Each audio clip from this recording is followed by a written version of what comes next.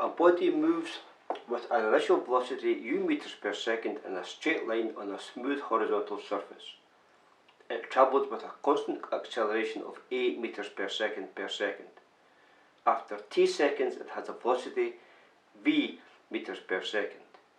A. Use calculus to show that v is equal to u plus at. B. Hence, derive an expression for its displacement, s meters, from its original position in terms of u, a, and t.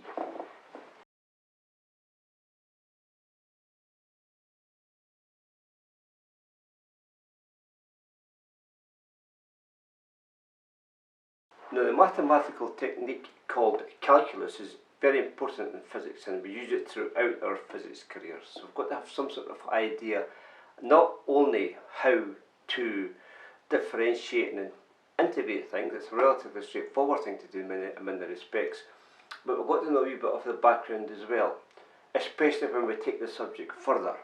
When we take the subject further and we don't really know what we're doing, or even though we seem to be doing it correctly, again we're in a world of vagueness, and that can lead to problems.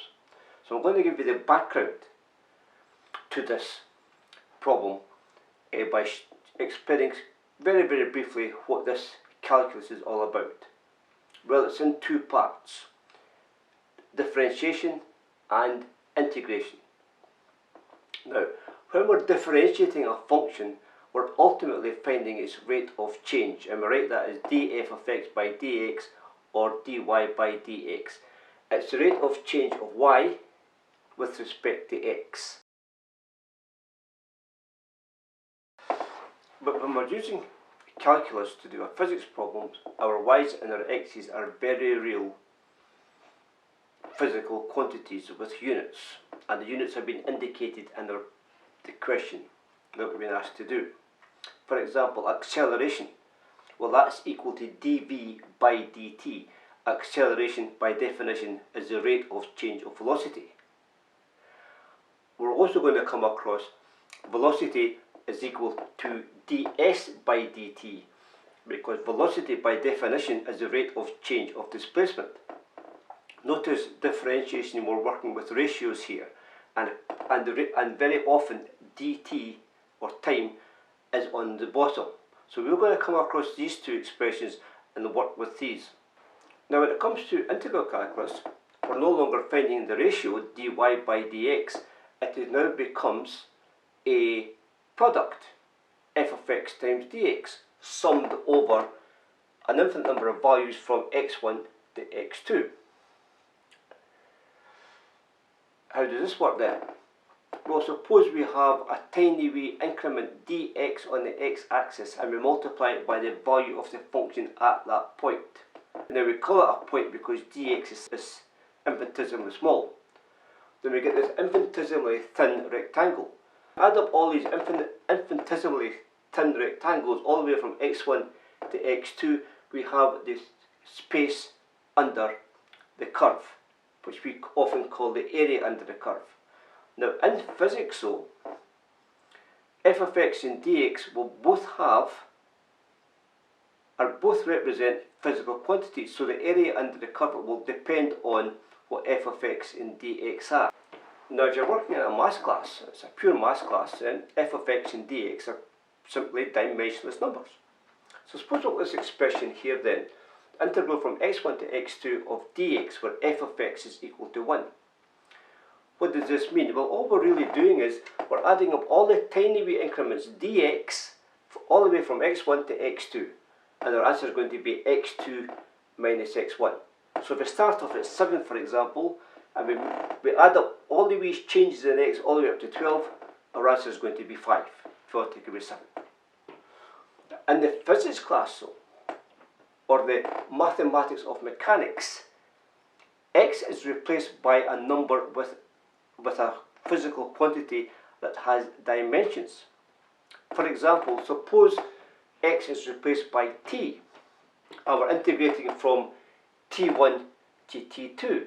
By the same process, the answer is going to be t2 take away t1, which is a time interval. previous example was working in one dimension. All I was doing is adding tiny wee increments along the horizontal axis, adding them all up and getting an answer. If I multiplied the integral with a constant that had no units or no dimensions, still got one dimensional problem, except my answer is multiplied by this constant that has got no units. So if the constant was equal to 6 and my answer was equal to 4 meters per second, then my 4 meters per second would become 24 meters per second. Units don't change.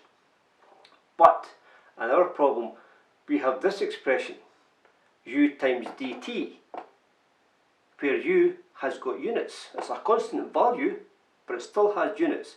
So now we're thinking along the terms of areas under curves. Or in this case straight lines, because we have a two-dimensional problem now. And we can think of our answer as an area under a curve, which in our case will be a displacement, because u times t give you units of meters.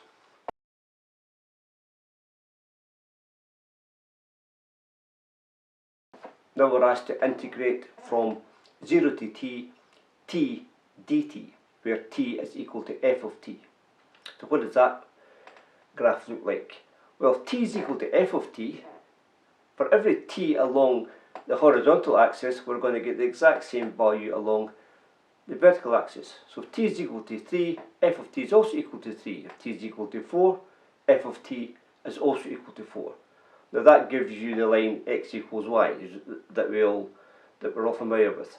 A 45-degree diagonal line, which means we have a triangle. And the area of that triangle, which is what we get from integrating, will be 1/2 t squared, where t is measured in seconds. Now, the units of our area then are seconds squared, but in our problem we're asked to multiply it by an acceleration that's got units meters per second per second. If we multiply it by an acceleration, two things happen. First of all, the units change from seconds squared to meters, and the triangle itself, depending on whether the acceleration is greater or less than 1, that will stretch or compress the triangle. And that's how you approach that particular integral, and that's how you interpret it as well. Finally, 2 points I like to raise before the solution is provided. The first thing we start off is we write down the definition of acceleration in calculus terms. A is equal to dv by dt. And then we separate the variables.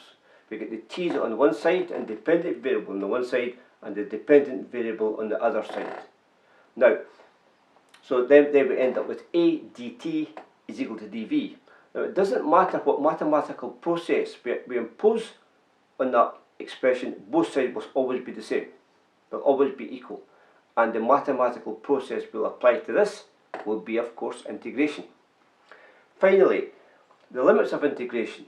Well, we can assume in this question that the problem starts at t is equal to 0 seconds, s is equal to 0 meters, and v is equal to u meters per second. And note that then covers our units of integration. T, we're integrating from 0 to t, s, 0 to s, and when it comes to v, well, that's u, I should say, u to v.